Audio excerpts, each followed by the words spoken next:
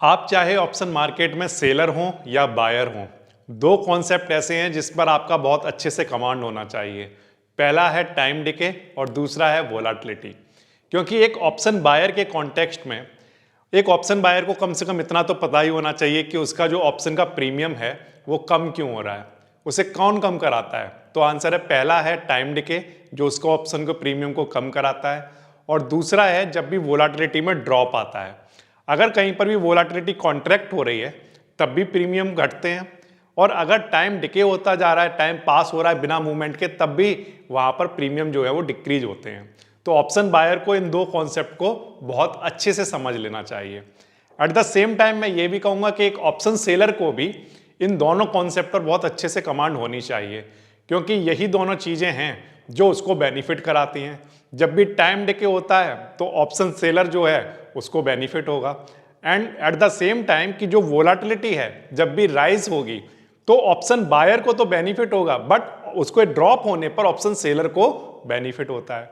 तो इसका मतलब तो ये है कि वोलाटिलिटी और टाइम डिके के कॉन्सेप्ट को बहुत अच्छे से पढ़ लेना चाहिए। अब ऐसी कौन सी स्ट्रेटेजी है, या मैं कहूँ ऐसा कौन सा स्ट्रक्चर है जिसमें ये दोनों कॉन्सेप्ट बहुत अच्छे से पढ़े जा सकते हैं, स्टडी किए जा सकते हैं। तो आंसर है वो है आयरन कॉन्डोर।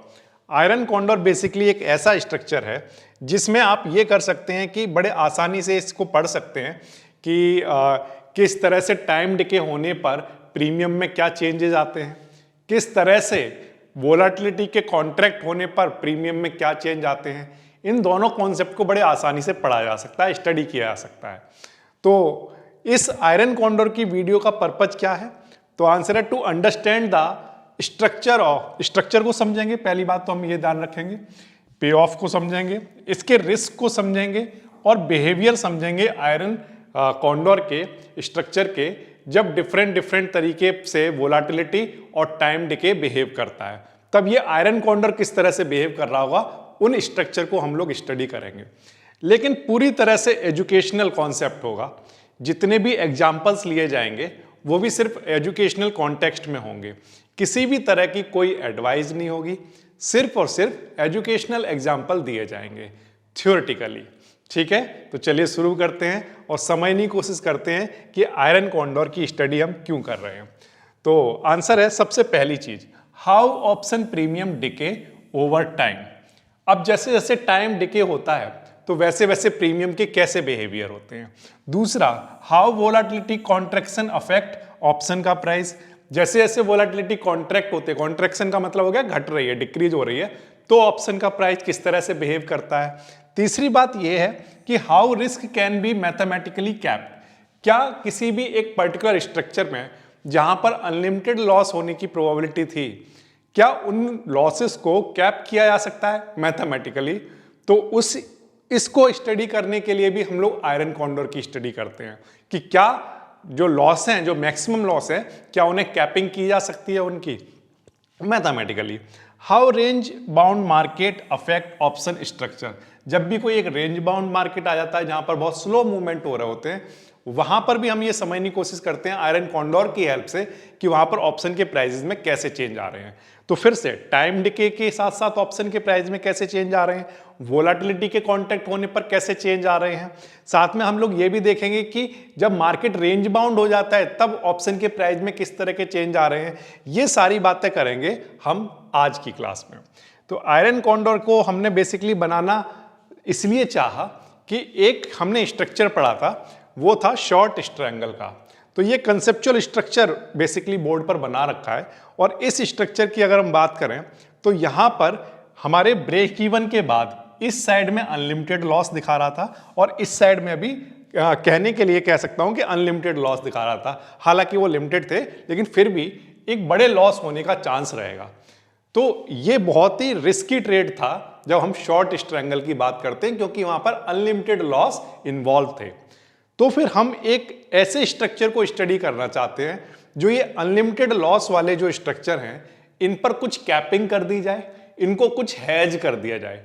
हैज करने से ये होगा कि यहां पर इनकी जो शॉर्ट वाली स्ट्राइक हैं उनको कुछ प्रोटेक्शन मिल जाएगी, और प्रोटेक्शन मिलने की वजह से जो अनलिमिटेड लॉस के पोटेंशियल हैं उसको हम कैपिंग करके लिमिटेड लॉस के पोटेंशियल में कन्वर्ट कर देंगे। करेक्ट, ये बात आ रही है समझ में कि हम इसको क्यों स्टडी कर रहे हैं। तो आंसर है कि शॉर्ट स्ट्रैंगल के ये जो अनलिमिटेड लॉस वाले कॉन्सेप्ट हैं, इसको हम लोग क्या करते हैं, कैपिंग करके लिमिटेड लॉस में कन्वर्ट कर सकते हैं। यहां तक क्लियर हो गया। तो शॉर्ट स्ट्रैंगल की हेजिंग ही क्या कहलाती है, आयरन कॉन्डोर कहलाती है। करेक्ट। अब शॉर्ट स्ट्रैंगल तो हम लोग पढ़ चुके हैं। शॉर्ट स्ट्रैंगल का ये जो स्ट्रक्चर बोर्ड पर बनाया हुआ है प्योरली एक एजुकेशनल एग्जाम्पल है, जिसमें हमने ये देखा है कि यहाँ पर पर्टिकुलरली एट द मनी के अबव और एट द मनी के बिलो दोनों साइड एक कॉल को सेल किया जाता है और एक पुट को सेल किया जाता है। ये हम पढ़ चुके हैं, ये हम स्टडी कर चुके हैं पिछली क्लासेस में या वीडियोस में।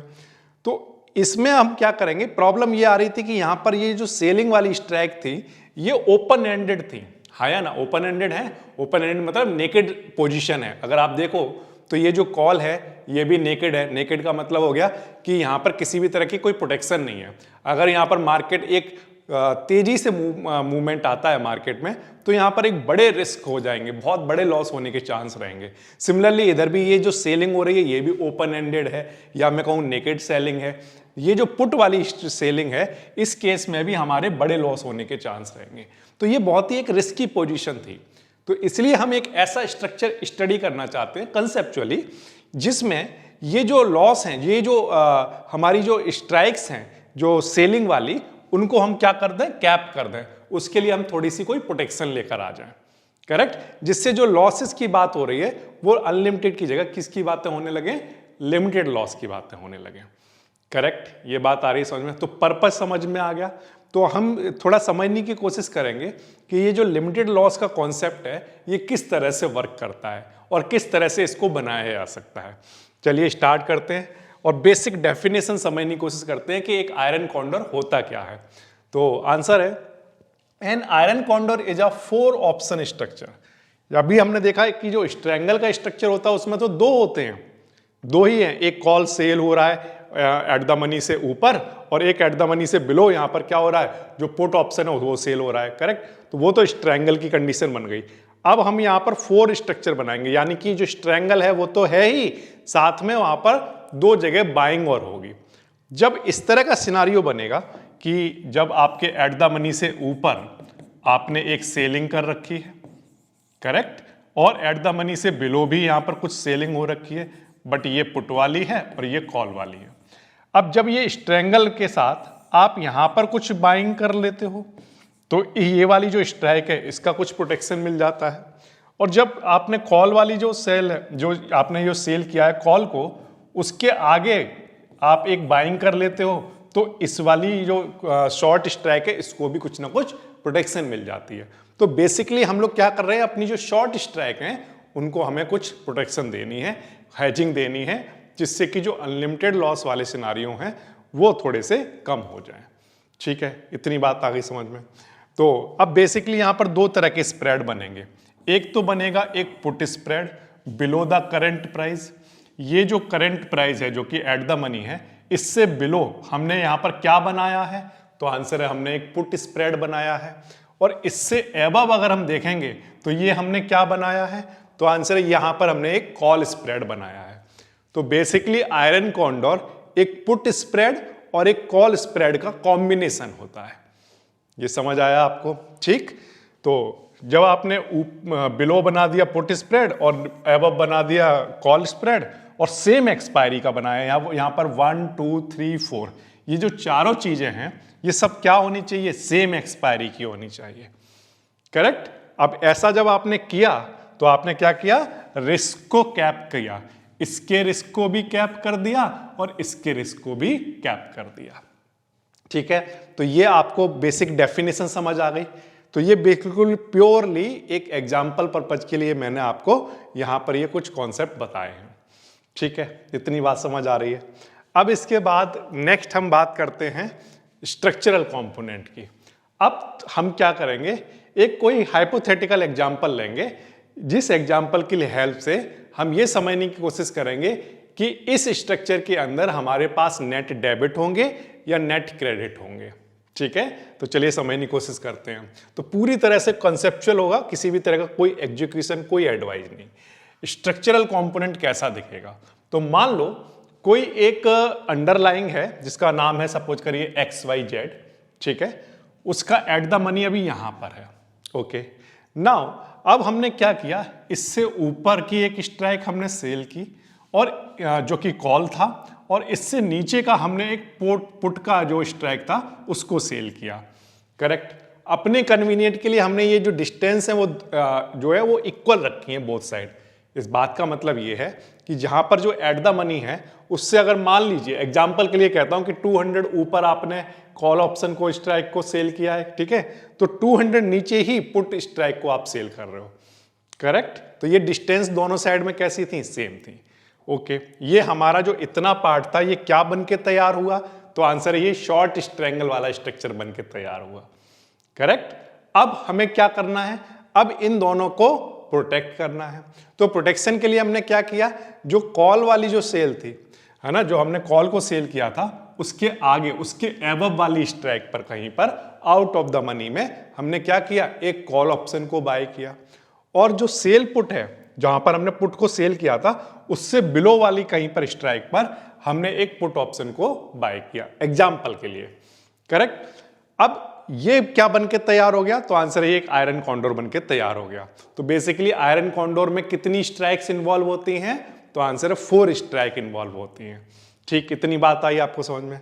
अब हम प्योरली एक एग्जाम्पल लेते हैं, प्योरली हाइपोथेटिकल। कैसा, कि हमने माना कि ये जो कॉल जो हमने सेल की थी उसका प्रीमियम थोड़ी देर के लिए हम एग्जाम्पल के लिए मान लेते हैं, लेट कर लेते हैं, ज्यूम कर लेते हैं कि 80 रुपीज रहा होगा। करेक्ट। और मैंने अपने कन्वीनियंट के लिए ये मान लिया कि जो पुट सेल की थी वो भी मान लीजिए 80 रुपीज की हमने सेल की होगी। करेक्ट। अब हम जानते हैं कि जब भी हम सेलिंग करते हैं तो सेलिंग करने पर अमाउंट जो है वो क्रेडिट होता है। करेक्ट। तो हमारा जो नेट क्रेडिट यहां से आएगा एक कॉल को सेल करने से और एक पुट को सेल करने से, इस एग्जाम्पल में जो कि एक प्योरली एक एग्जाम्पल है, इसमें कितना आएगा, तो आंसर है यहां पर 160 पॉइंट का क्रेडिट हो जाएगा, 80 यहां से 80 यहां से। करेक्ट। लेकिन क्योंकि ये एक बहुत ही रिस्की पोजीशन थी इतनी, तो हमने क्या किया, इनके लिए थोड़ी थोड़ी प्रोटेक्शन खरीदना शुरू की। उसके लिए हमने थोड़ा थोड़ा खर्चा भी करना शुरू किया, जो क्रेडिट हो गया था उसी में से करेंगे। करेक्ट। तो 160 आ गए थे, 160 में से हमने 40 रुपीज खर्च कर दिए इसकी प्रोटेक्शन परचेज करने में। करेक्ट। और 160 में से 40 रुपीज मैंने माना कि हमने पुट वाली जो सेल स्ट्राइक थी उसकी प्रोटेक्शन परचेज करने में हमने क्या कर दिए, खर्च कर दिए। तो अब समझिए जो टोटल क्रेडिट था वो एग्जाम्पल पर्पज के लिए कितना था, 160, और ये एग्जाम्पल के लिए हमने माना कि 40-40 रहा होगा। करेक्ट। तो ये जो हम बाइंग कर रहे हैं ये बेसिकली क्या है, तो आंसर है ये हमारे अकाउंट से डेबिट होगा। तो 40 और 40 कितने रुपए आपने खर्च कर दिए, तो आंसर है 80 रुपीज खर्च कर दिए। आए कितने थे, 160, तो 160 में से 80 चले गए तो कितने बच गए, तो आंसर 80 रुपीज, यानी कि नेट क्रेडिट बचा होगा। तो हमने यही किया, सेलिंग करके 160 क्या हुए थे, क्रेडिट, क्या हुए थे, क्रेडिट, और जो 40 और 40 मिलाकर जो डेबिट हुआ था हमारे अकाउंट से वो कितना हुआ एग्जाम्पल पर्पज के लिए, तो आंसर है 80 रुपीज का हुआ।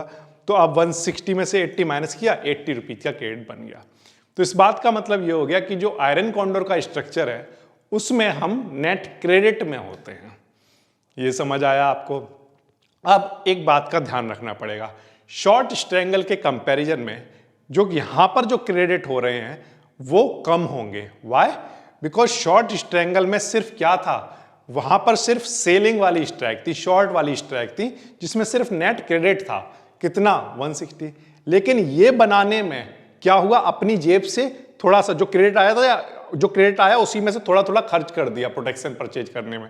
करेक्ट। तो इसलिए अब मैं ये कह रहा हूं कि यहां पर नेट जो क्रेडिट होगा वो शॉर्ट स्ट्रैंगल के कंपैरिजन में कम रहा होगा।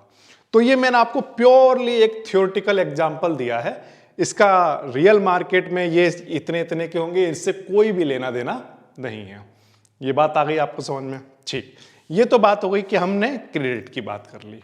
अब इसके बाद हम बात करते हैं पूरी तरह से एक डेफिनेशन बेस्ड समझते हैं, स्टैटिकली मैथमेटिकली समझने की कोशिश करते हैं कि what are the maximum profit potential in iron condor.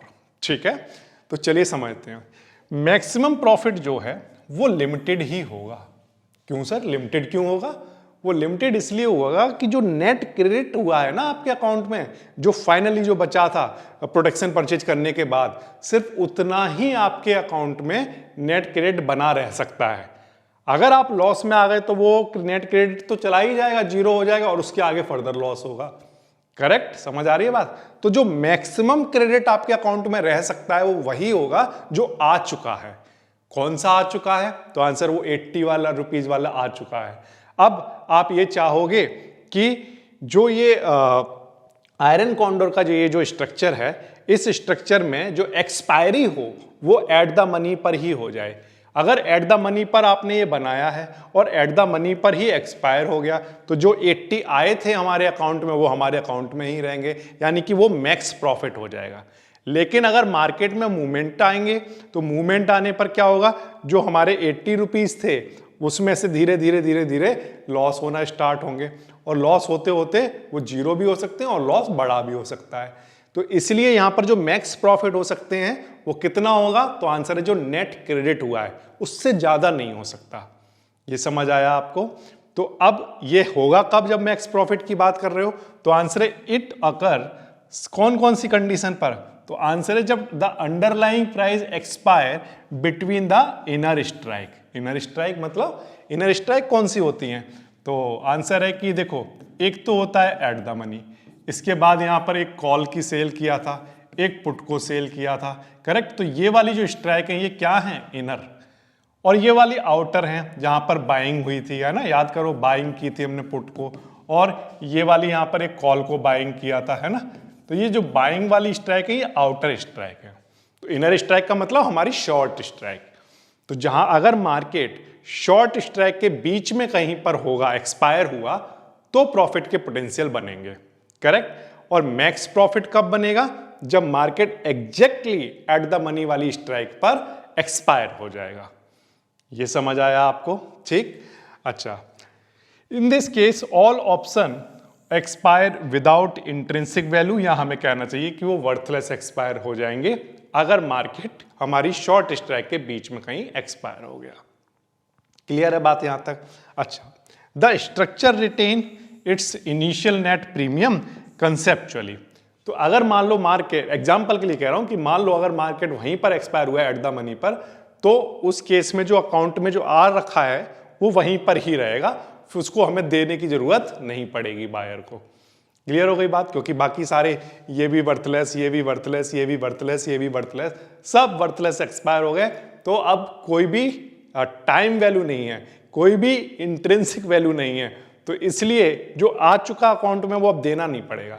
तो हम ये चाहेंगे, एक जो ट्रेडर जिसने ये बनाया है वो ये चाहेगा कि मार्केट इस दोनों स्ट्राइक के बीच में कहीं एक्सपायर हो, और सबसे अच्छा तो तब है जब वो एटीएम पर ही एक्सपायर हो। क्लियर है? तो ये मैंने आपको प्योरली एग्जाम्पल पर्पज से, एजुकेशनल पर्पज से ये बता दिया कि मैक्स प्रॉफिट के पोटेंशियल कब बनते हैं इसमें। करेक्ट। नाउ अब इसके बाद थोड़ा सा समझने की कोशिश करते हैं। जैसे मान लो कोई भी एक अंडरलाइंग है XYZ, ठीक है, ये एक एजुकेशनल एग्जाम्पल, थोड़ा डिजिट्स के साथ एक एग्जाम्पल के साथ समझने की कोशिश करते हैं। मान लो आपने जो कॉल सेल की है वो 80 रुपीज में की है, पुट मान लो 80 रुपीज में की है, ये हमने माना, ठीक है, ये एग्जाम्पल के लिए हमने माना है। फिर जो बाइंग थी वो 40 की थी, ठीक है, ये हमने मान लिया। तो नेट जो डेबिट हुआ था वो कितना हुआ था? 80 रुपीज का यहाँ पर, और नेट क्रेडिट कितने का हुआ था? 160 का। सो नेट क्रेडिट कितना बन रहा था हमारा? 80। यही हमारा क्या है? Max profit. ठीक है, मैक्स प्रॉफिट का कॉन्सेप्ट क्लियर हो गया। नाउ अब इसके बाद हम बात करते हैं कि मैक्स लॉस की। मैक्स लॉस को भी जब हम समझने की कोशिश करेंगे तो पूरी तरह से हम डिफाइंड और स्टैटिस्टिक्स वे में समझने की कोशिश करेंगे, सिर्फ एग्जाम्पल पर्पज से। ठीक है, तो चलिए स्टार्ट करते हैं। सबसे पहले मैक्सिमम लॉस इज लिमिटेड। जब हम आयरन कॉन्डोर की बात कर रहे हैं तो इसमें जो मैक्सिमम लॉस होंगे वो लिमिटेड हो गए as compared to short strangle. क्यों? क्योंकि यहां पर प्रोटेक्शन बाय की हुई है हमने, बाइंग करके। क्लियर है? अब सवाल है कि ये जो मैक्सिमम लॉस जिसको आप लिमिटेड कह रहे हो, ऐसा क्यों कह रहे हो? तो आंसर है जब, या मैं कहूं कि मैक्सिमम लॉस ये कब होंगे, तो आंसर है जब प्राइस एक्सपायर हो जाएगा beyond the either side of the structure. क्या मतलब है सर इस बात का? इस बात का मतलब ये है कि देखो एट द मनी पर मान लो अंडरलाइंग था, यहां पर हमारी क्या चल रही थी, सेलिंग, दो साइड जगह सेलिंग थी, और इससे इस साइड में हमने एक प्रोटेक्शन बाय की थी और इस साइड में हमने एक प्रोटेक्शन बाय की थी, करेक्ट। तो अगर मान लीजिए मार्केट यहां पर इधर वाली साइड से इधर आ जाता है, जहां पर बाइंग की गई थी उससे इधर आ जाता है, या मार्केट एक्सपायरी पर बाइंग इधर जहां बाइंग की गई थी उससे इधर आ जाता है, दोनों में से कहीं भी जो बाइंग वाली स्ट्राइक से इधर पहुंच जाएगा, तब आप मैक्स लॉस की कंडीशन पर आ जाओगे। वो जो लॉस होगा वो मैक्सिमम एक लिमिटेड लॉस होगा, करेक्ट। समझ आ गई बात? एक बार फिर से, दोनों सेलिंग के बीच में किसका पोटेंशियल है, प्रॉफिट का पोटेंशियल है एग्जांपल के लिए, और जो बाइंग वाली स्ट्राइक है उनसे इधर निकल जाने पर मार्केट में किसका पोटेंशियल है, तो आंसर है मैक्स लॉस का पोटेंशियल है। क्लियर हो गई बात? लॉस जो है वो कैप हो गया है। क्यों कैप हो गया है? क्योंकि each short option is paired with a protective option, इसलिए डिफाइंड रिस्क होता है इस स्ट्रक्चर में, ठीक है। क्यों है ये एक बात क्लियर हो गई? मैक्सिमम लॉस क्यों है, लिमिटेड क्यों कह रहा हूं? क्योंकि यहां पर जो शॉर्ट स्ट्राइक थी उनको कैप कर दिया गया है by buying the protective option. Okay, so this is the maximum loss. Now अब मैक्सिमम लॉस को थोड़ा समझने की कोशिश भी कर लेते हैं। मैक्सिमम लॉस को अगर मैथमेटिकली कैलकुलेट करना हो तो कैसे करेंगे? तो आंसर है हमें ये समझने की कोशिश करनी पड़ेगी कि मैक्सिमम लॉस जो है वो उसको ऐसे निकाला जाएगा। कैसे? जो भी विंग्स की विड्थ है, विंग्स कहाँ से आ गए इसमें? विंग्स ही हैं ये जो आपने प्रोटेक्शन बाय किए इसको हम विंग्स ही कहेंगे। देखो आपने जो विंग्स बाय किए वो यहाँ से यहाँ किए, ठीक है, और यहाँ से यहाँ किया, तो इनके बीच की कुछ ना कुछ डिस्टेंस होगी या नहीं होगी? तो आंसर है हाँ होगी। अब हम अपने कन्वीनियंट के लिए क्या करते हैं कि इनके बीच की जो डिस्टेंस है, मैंने माना सिर्फ प्योरली एग्जांपल पर्पज के लिए मैंने माना कि इसकी डिस्टेंस 300 रही होगी। अगर उधर 300 रही होगी तो मैं ये कहता हूं कि इधर भी कितनी रही होगी, 300। हम लेकर चलेंगे अपने कन्वीनियंट के लिए, हम दोनों साइड क्या बनाएंगे, सिमेट्री। ध्यान रखना जब हम शॉर्ट स्ट्रेंगल बना रहे थे तो एट द मनी से ये जो डिस्टेंस थी वो इक्वल थी इस डिस्टेंस के, करेक्ट। ये दोनों डिस्टेंस इक्वल थी एट द मनी से। फिर इसके बाद जब इनकी प्रोटेक्शन ली गई तो वो भी इक्वल डिस्टेंस पे ली गई, तो वो हमने माना थोड़ी देर के लिए कि 300 रहा होगा। वो में हमारी क्या है, विंग्स की विड्थ। अब जो नेट क्रेडिट हुआ है हमारे अकाउंट में वो कितना हुआ है, 80 रुपीज का हुआ है। तो 300 में से 80 माइनस करा दिया हमने, तो ये कितना बचा, 220।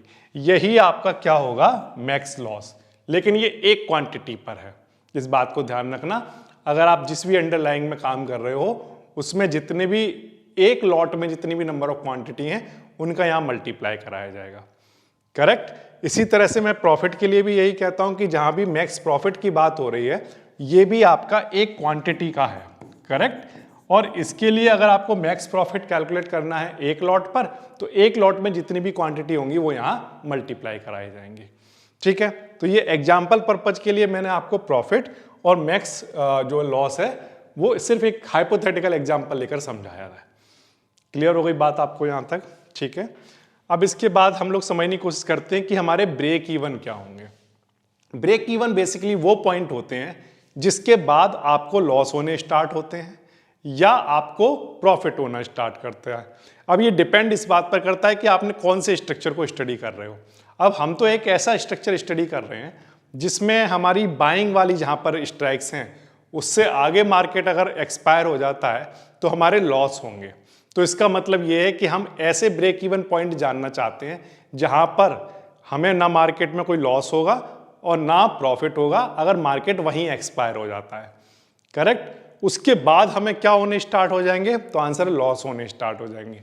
एग्जाम्पल के लिए मैं एक एग्जाम्पल ले लेता हूं थ्योरेटिकली, ठीक है, और ये पूरी तरह से एक्सपायरी पर बेस्ड होगा। जैसे मान लो मैंने एग्जाम्पल के लिए माना कि कोई एक अंडरलाइंग है जो कि सपोज करिए 25,000 पर एट द मनी है, एग्जाम्पल पर्पज के लिए, ठीक है। अब इससे हमने क्या किया, 300 आगे या 500 आगे मान लीजिए यहां पर हमने कुछ सेलिंग कर रखी थी, करेक्ट। अब इससे हमने 500 इधर एक पुट को सेलिंग कर रखा था, सही है। इसकी हमने प्रोटेक्शन कहीं पर बाय कर रखी थी और इसकी भी प्रोटेक्शन हमने इसके आगे कहीं बाय कर रखी थी इक्वल डिस्टेंस पर, सही है। अब सवाल है कि ब्रेक इवन कैसे निकलेंगे। तो आंसर है जो शॉर्ट वाली स्ट्राइक है हमें सिर्फ उसी से लेना देना है, बाइंग वाली स्ट्राइक से कोई लेना देना नहीं है। क्यों? क्योंकि शॉर्ट वाली स्ट्राइक में अगर आप अपना नेट क्रेडिट ऐड करा दोगे तो जो आपका अपर वाला ब्रेक इवन है वो निकल कर आ जाएगा। बिल्कुल सिंपल है। जो अपर वाली आपकी शॉर्ट स्ट्राइक है उसमें अगर आपने अपना नेट क्रेडिट ऐड करा दिया तो मैथमेटिकली आप अपन अपर वाला ब्रेक इवन निकाल पाओगे। तो कितना निकल कर आएगा एग्जांपल के लिए? तो 25,500 में अगर हमने 80 ऐड करा दिया तो कितना हो जाएगा? 25,580। ये अपर वाला ब्रेक इवन पॉइंट निकल जाएगा। ये ब्रेक इवन पॉइंट वो पॉइंट है जिसके बाद अगर मार्केट एक्सपायर हुआ यहां पर इसके आगे कहीं पर भी तो बेसिकली हमें क्या होने लगेगा? लॉस होने लगेगा। ये बात आ गई आपको समझ में? सिमिलरली अगर आप लोअर वाला ब्रेक इवन निकालना चाहते हो तो वो भी बड़े आसानी से निकल जाएगा। कैसे? आपकी जो शॉर्ट वाली स्ट्राइक है उस शॉर्ट वाली स्ट्राइक में से आप अपना नेट क्रेडिट क्या करा दो? माइनस करा दो। अगर आप इसमें से इसको माइनस करा दोगे तो आपका जो भी स्ट्राइक बनेगा 24,420 बना, ये आपका क्या बन गया? लोअर वाला ब्रेक इवन। इसका मतलब ये है कि जब मार्केट इन दोनों स्ट्राइक के बीच में था तब तो हमारा एक मैक्स प्रॉफिट हो रहा था, करेक्ट? उसके बाद हमारे प्रॉफिट डिक्रीज होने स्टार्ट होंगे और फिर ब्रेक इवन तक आते आते क्या हो जाएंगे? जीरो हो जाएंगे।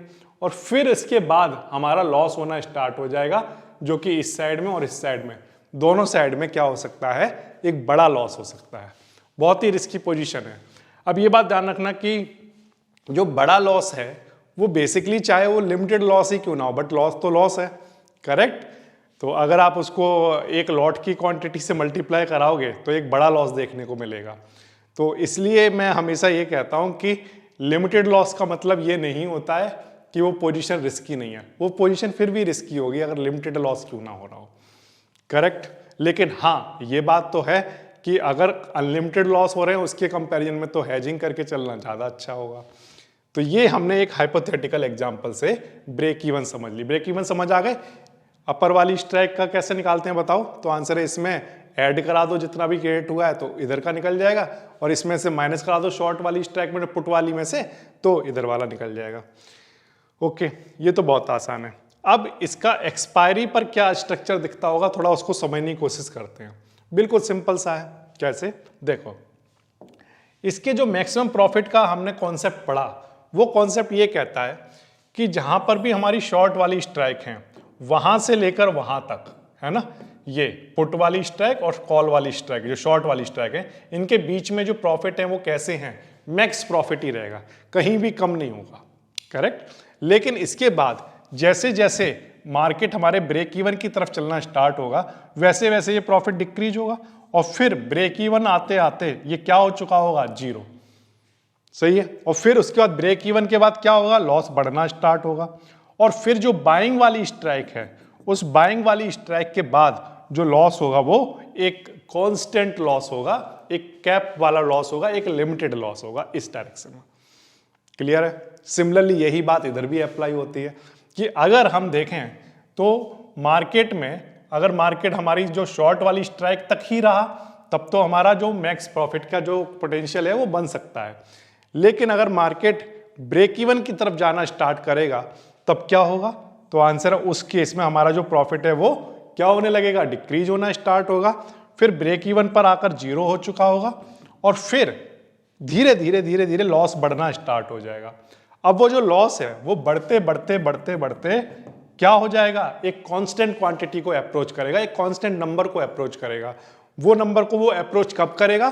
तो आंसर है जब मार्केट हमारी बाइंग वाली स्ट्राइक पर पहुंच जाएगा। उसके बाद फिर वो कहीं भी जाएगा, जो लॉस है वो एक कांस्टेंट नंबर ही रहेगा, उससे ज्यादा नहीं हो सकता। ये समझ आया आपको? तो ये बिल्कुल बेसिक सा एक स्ट्रक्चर है जो कि मैंने सिर्फ प्योरली एजुकेशनल पर्पज से आपको समझा दिया है। ये एक्सपायरी पर ही ये सारी चीजें इस तरह से काम करेंगी। ये स्ट्रक्चर जो बनाया गया वो किसके लिए बनाया गया है? एक्सपायरी के लिए बनाया गया है। ओके, इसके बाद हम लोग बात करते हैं ग्रीक्स की।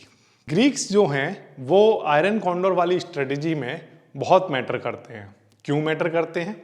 क्योंकि ग्रीक ही हैं जो आपको बताते हैं कि एक्चुअल में रिस्क मैनेजमेंट किस तरह से करना है, कौन से ग्रीक से बच के रहना है, कौन सा ग्रीक हमें प्रॉफिट का पोटेंशियल हमारा बढ़ाएगा, कौन सा ग्रीक ऐसा है जो हमारे प्रीमियम की वैल्यू को डिक्रीज करेगा।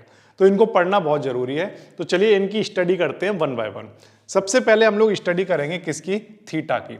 थीटा क्या करता है, तो आंसर है कि थीटा का जो मेन काम है वो, क्योंकि इस आयरन कॉन्डोर वाली स्ट्रेटेजी में ये पॉजिटिव होता है। पॉजिटिव क्यों होता है सर, क्योंकि सोचो आप, हमारे अकाउंट में क्या हुआ था, क्रेडिट, और अगर नेट क्रेडिट आएगा तो थीटा कैसा हो जाएगा, पॉजिटिव।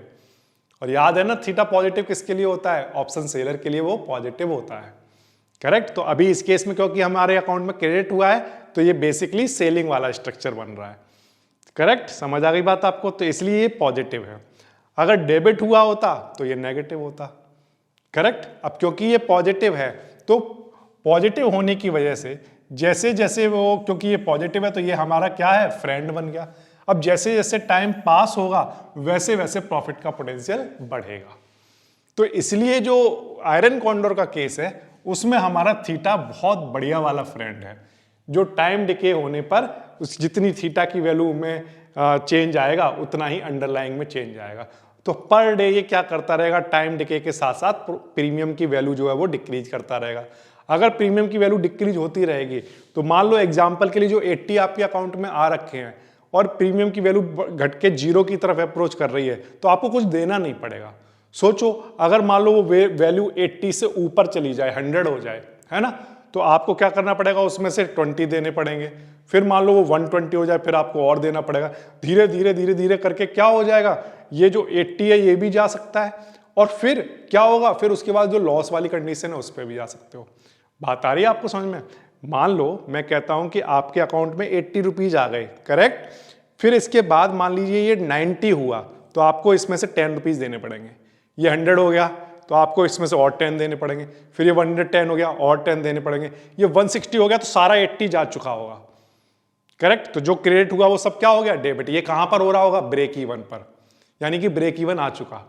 80 आए, 80 गए, क्या हो गया, ब्रेक इवन पर आ गया। अब इसके बाद क्या होगा, तो आंसर लॉस होगा। अब 160 के बाद वो जितना जितना जितना जितना लेता जाएगा, जितना ऊपर की तरफ जाता जाएगा, वो सब आपको अपनी जेब से देना पड़ेगा। लेकिन अच्छी न्यूज ये है कि जो थीटा है वो पॉजिटिव है, वो ऊपर की तरफ जाने की कोशिश तो करेगा लेकिन थीटा उसके प्रीमियम को क्या करता रहेगा, डिक्रीज करता रहेगा। तो ये अच्छी बात है आयरन कॉन्डोर के लिए, ठीक है। लेकिन कुछ चीजें ऐसी हैं जो इसके फेवर में काम नहीं करेंगी। जैसे एग्जाम्पल के लिए वेगा। वेगा क्यों नहीं काम करेगा, वो इसलिए काम नहीं करेगा कि वेगा यहां पर नेगेटिव है। आपके अकाउंट पे क्रेडिट हुआ है तो वेगा कैसा होगा, नेगेटिव। अगर वेगा नेगेटिव है तो ये क्या दिखाता है, तो आंसर ये दिखाता है कि अगर आईवी बढ़ गई, अगर आईवी बढ़ गई तो जो 80 रुपीज आ रखे थे ना, अब अगर आईवी बढ़ेगी तो जो 80 रुपीज से प्रीमियम ऊपर की तरफ जाना स्टार्ट होगा, यानी कि अब आप उसमें से देना स्टार्ट करोगे। तो आप कभी नहीं चाहोगे कि जो आईवी है वो बढ़े, आप क्या चाहोगे कि आईवी ड्रॉप हो। अगर आईवी ड्रॉप होगी तो आपके प्रॉफिट के पोटेंशियल बने रहेंगे, जो आपके अकाउंट में क्रेडिट आ चुका है वो वहीं बना रहेगा, आपको देना नहीं पड़ेगा उसे वापस। ये समझ आ रहा है। तो इसलिए वेगा हेल्पफुल होगा, लेकिन तब हेल्पफुल होगा जब वो ड्रॉप हो, आईवी ड्रॉप हो रही हो, तब तो हेल्पफुल है, करेक्ट, ये बात तो सही है। लेकिन अगर वो बढ़ गया तो वेगा आपके अगेंस्ट काम करने लगेगा। अब वेगा आपका फ्रेंड है या एनिमी है, ये इस बात पर डिपेंड करेगा कि आईवी क्या कर रही है। आईवी अगर ड्रॉप हो रही है तो ये आपका फ्रेंड बनकर आएगा, आईवी अगर बढ़ रही है तो ये आपका एनिमी बन जाएगा। ये समझ आया आपको, ठीक। अब इसके बाद बात करते हैं डेल्टा। डेल्टा क्या कर रहा है, तो आंसर है क्योंकि यहां पर जो शॉर्ट वाली स्ट्राइक थी उसमें कॉल और पुट दोनों इन्वॉल्व थे, बाइंग के टाइम पर भी कॉल और पुट दोनों इन्वॉल्व थे। तो जो नेट डेल्टा थे, एग्जांपल के लिए कहता हूं कि मैंने माना कि इधर वाला जो डेल्टा था वो एग्जांपल के लिए ओवरऑल डेल्टा, ये वाली पुट वाली स्प्रेड का सिर्फ मैंने एग्जांपल के लिए माना कि चलिए मान लीजिए 0.2 था नेगेटिव, ठीक। तो नेगेटिव 0.2 था। अब इधर वाला जो कॉल वाला था वो मैंने माना कि प्लस का 0.2 था। तो नेट जब स्टार्टिंग में बनाया पूरा आयरन कॉन्डोर स्ट्रक्चर, तब नेट डेल्टा क्या था, 0। लेकिन मार्केट जैसे जैसे मूव करना स्टार्ट करेगा तो जो डेल्टा की वैल्यू है वो 0 से अप्रोच करेगी। एक डिपेंड करेगा कि किस डायरेक्शन में मार्केट जा रहा है। अगर अपवर्ड डायरेक्शन में जा रहा है तो पॉजिटिव वैल्यू को अप्रोच करना स्टार्ट करेगी, है ना। डाउनवर्ड डायरेक्शन में जा रहा है तो नेगेटिव वैल्यू को अप्रोच करना स्टार्ट करेगी, लेकिन वो वैल्यू चेंज होगी। अब ये पूरी तरह से मार्केट पर डिपेंड करेगा कि डेल्टा की वैल्यू क्या रही होगी। लेकिन स्टार्टिंग में ये डेल्टा जीरो के लगभग होता है, एग्जैक्ट जीरो भी ना हो तो उसको अप्रोच तो करता ही है जीरो को।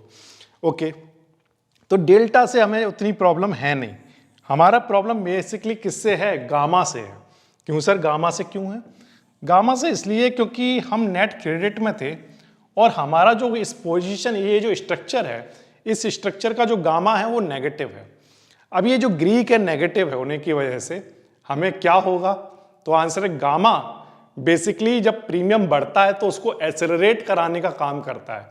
तो हम तो ये सोच रहे थे कि 80 रुपीज़ अकाउंट में आ गए हैं, अब इसमें से मान लो 80 से 90 होगा तो 10 रुपये दे देंगे, फिर ये 100 होगा तो 10 रुपये दे देंगे। लेकिन ये जो एग्जाम्पल है, इस एग्जाम्पल में तो लीनियर बातें हो रही हैं कि हर बार 10 10 10 बढ़ा रहे हो और 10 10 देते जा रहे हो, लेकिन ऐसा नहीं होता है। गामा क्या करता है, पहली बार में 10 दिए, अगली बार में सीधा 40, अगली बार में सीधा 40 देने पड़े, अगली बार में सीधा, उससे अगली बार में देखा तो 160 देने पड़े, एग्जाम्पल के लिए कह रहा हूँ। तो वो बेसिकली क्या कर रहा है, प्रीमियम को एक्सेलरेट करा रहा है, उसकी स्पीड हर बार बढ़ती बढ़ती बढ़ती चली जा रही है। तो आपके अकाउंट से जो जाएगा वो बहुत जल्दी जल्दी जल्दी जल्दी जाएगा। तो इसलिए हम इस आयरन कॉन्डोर के स्ट्रक्चर में ये नहीं चाहेंगे कि गामा उसको एक्सेलरेट करा दे। तो हमारा मेन मकसद क्या रहेगा, एक तो थीटा डिके होता रहे, थीटा जो है वो टाइम डिके होने की वजह से उसकी प्रीमियम को डिक्रीज करता रहे, और दूसरा आईवी ड्रॉप होती रहे।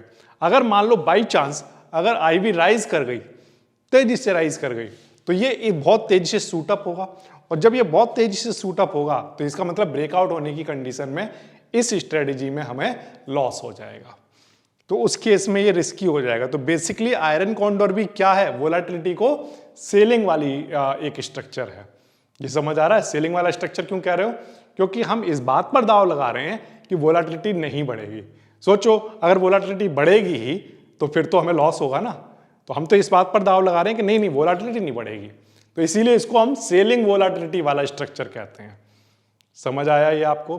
तो ये प्योरली मैंने आपको जो ग्रीक समझाए हैं ये आपको सिर्फ एग्जाम्पल पर्पज के लिए, एजुकेशनल पर्पज के लिए समझा दिए, ये इनके मीनिंग रहे होंगे। तो फिर से मैं आपसे पूछता हूं, बताइए आयरन कॉन्डोर के स्ट्रक्चर में इनमें से कौन से ग्रीक्स ऐसे हैं जो आपके फ्रेंड हैं और कौन से ऐसे हैं जो इस स्ट्रक्चर में आपके एनिमी होंगे?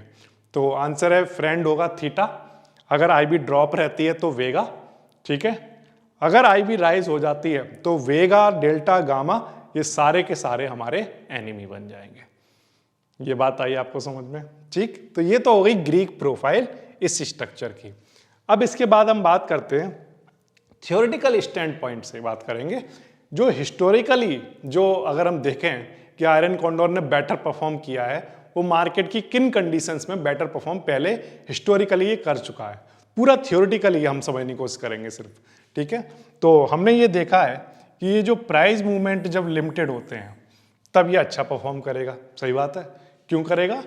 तो आंसर जब प्राइस मूवमेंट लिमिटेड है, लिमिटेड का मतलब जब प्राइस मूव ही नहीं कर रहा, एट द मनी पर बनाया, अब इसके बाद प्राइस मूव ही नहीं कर रहा है, ज़्यादा थोड़ा थोड़ा कर भी रहा है, रेंज बाउंड हो गया है, तो अब क्या हो रहा है, टाइम डिके होता जा रहा है। टाइम डिके हो रहा है तो कौन अपना काम कर रहा है, थीटा अपना काम कर रहा है। थीटा जब अपना काम करेगा तो प्रीमियम डिके होंगे, प्रीमियम डिके होंगे। हम यही तो चाहते थे कि 80 से वो कम होता जाए और हमें कुछ देना ना पड़े। ये समझ आ रहा है आपको? तो इसलिए जब भी प्राइस मूवमेंट लिमिटेड होंगे तो ये बेटर परफॉर्म करेगा।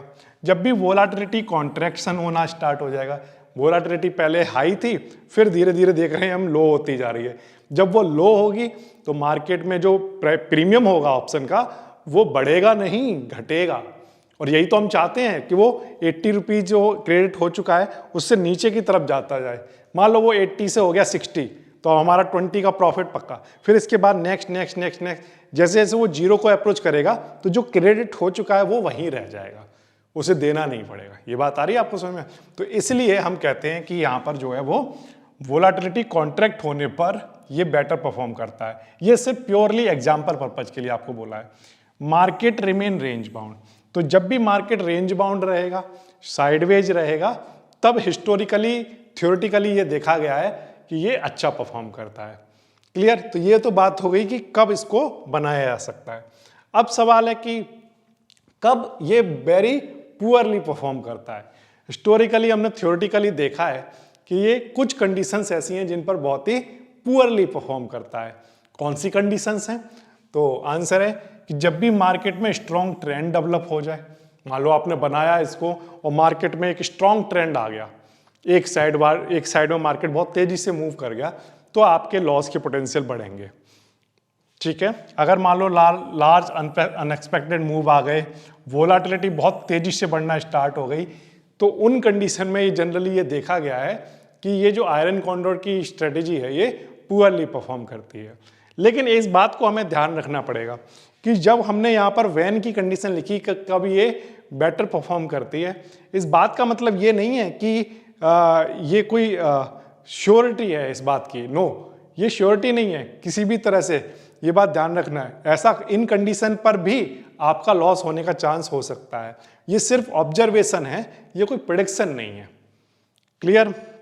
अब इसके बाद हम बात करते हैं किसकी, कुछ कॉमन मिस्टेक्स की जो जनरली करते हैं, बिगिनर्स करते हैं या एक्सपीरियंस ट्रेडर भी कर सकते हैं। कौन कौन सी मिस्टेक्स हैं? जनरली लोग ये मान लेते हैं कि अगर मार्केट में रिस्क डिफाइंड है, यानी कि जो लिमिटेड लॉस है, तो उस बात का मतलब वो सेफ समझ लेते हैं, बट ऐसा नहीं है। Defined risk is not equals to safe, क्योंकि अगर मान लो लिमिटेड लॉस भी है लेकिन वो छोटा लॉस करके अगर आप देखोगे तो एक दिन आपके अकाउंट में एक बड़ा लॉस दिखेगा। जब आप नंबर ऑफ छोटे लॉस कर लेते हो तो वो ओवरऑल में एक बड़ा लॉस ही होगा, तो उसका मतलब वो सेफ स्ट्रेटेजी नहीं है। दूसरी बात, it not works in all market condition. ये बात ध्यान रखना, ऐसा नहीं है कि ये हर मार्केट कंडीशन में वर्क करता है। ये किस मार्केट कंडीशन में वर्क करेगा? तो हमने देखा कि जब भी मार्केट में वोलाटिलिटी कॉन्ट्रैक्ट होगी तो वहां वर्क करेगा। ऐसा नहीं है कि कभी भी मार्केट में इसको बना दोगे तो ये वर्क कर जाएगा। तो इसलिए ये भी कॉमन मिस्टेक है कि ये हर मार्केट के लिए नहीं है, कुछ स्पेसिफिक मार्केट कंडीशंस पर आयरन कॉन्डोर बेटर परफॉर्म कर सकता है। फिर इसके बाद हम बात करते हैं कि रेंज जो है वो गारंटेड नहीं है। क्या मतलब है कि हमने सोचा कि जो एट द मनी है, एट द मनी से हमारी जो शॉर्ट वाली स्ट्राइक है इधर और जो हमारी शॉर्ट वाली स्ट्राइक है इधर, इसके बीच में जो स्ट्रक्चर है वो दिखाता है कि यहाँ पर एक रेंज, इस रेंज के बीच में यहाँ पर प्रॉफिट के पोटेंशियल हैं जो कि मैक्स प्रॉफिट के पोटेंशियल भी होंगे। अब लेकिन सवाल ये है कि अगर मान लो मैं आपसे ये कहता हूँ कि ये जो रेंज है ये श्योर नहीं है, ये आप ये नहीं कह सकते कि यह ऐसा हर हाल में होगा ही होगा। क्यों? क्योंकि मार्केट में मूवमेंट कभी भी आ जाएंगे। तो अगर आप सिर्फ अज्यूम कर रहे हो कि ये इस रेंज के बीच में ही रहेगा, कोई एनालिसिस नहीं कर रहे हो, कोई प्लान नहीं है आपके पास, कोई एनालिसिस नहीं है, तो उस केस में आप ये कोई भी गारंटी नहीं दे सकता कि ये इस रेंज के बीच में रहेगा। ठीक? Risk not disappear near expiry. अब बेसिकली ये सारे एग्जाम्पल एक्सपायरी के लिए बताए गए हैं, लेकिन एक्सपायरी पर भी बड़े ब्रेकआउट आ सकते हैं, एक्सपायरी वाले दिन भी बड़े ब्रेकआउट आ सकते हैं, तो वहां पर भी लॉस होने के पोटेंशियल बहुत ज्यादा हो सकते हैं। तो इसलिए हम कहते हैं कि एक्सपायरी का मतलब ये नहीं है कि वहां पर लॉस पूरी तरह से हट गया है, एक्सपायरी वाले दिन भी बड़े लॉस हो सकते हैं। तो इसीलिए आपको हमेशा बोला जाता है कि अगर पहले मान लो आप ओवरनाइट ट्रेड ले रहे हो और पहले मान लो कहीं पर अगर आपका कुछ पोटेंशियल बन चुका है पहले से, तो उसको लेकर बाहर होना ही ज़्यादा ठीक रहता है। तो ये कुछ कॉमन मिस्टेक्स हैं जो कि पूरी तरह से एजुकेशनल पर्पज से आपको बता दी गई हैं। अब इसके बाद ये तो बात हो गई किसकी, आयरन कॉन्डोर की।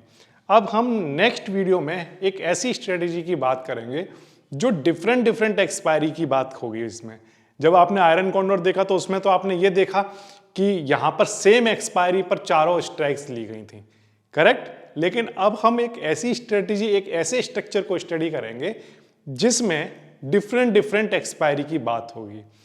क्लियर है बात? तो अगर आपको आयरन कॉन्डोर के बारे में बातें समझ में आई हो कि वो स्ट्रक्चर कैसे बनाया जाता है, कब बनाया जाता है, कब नहीं बनाना चाहिए, उसके ग्रीक्स किस तरह से काम करते हैं और उसके ब्रेक इवन कैसे निकाले जाते हैं, अगर ये सारी बातें आपको समझ में आई हों तो प्लीज़ आपसे रिक्वेस्ट करता हूं कि इस वीडियो को ज़रूर शेयर करना। कुछ चीज़ें ऐसी हैं जो इंटेंशनली यहाँ पर कवर नहीं की गई हैं क्योंकि वो ज़्यादा रिस्की हो सकती हैं एक बिगिनर्स के लिए जो इस वीडियो को देख रहा हो, तो इसलिए उनको इंटेंशनली कवर नहीं किया गया है। बाकी जितनी भी चीज़ें काम की हैं वो सारी की सारी इस वीडियो में कवर कर दी गई हैं। तो उम्मीद करता हूँ आपको वीडियो पसंद आया होगा। मैं मिलता हूँ आपसे नेक्स्ट वीडियो में। Thank you.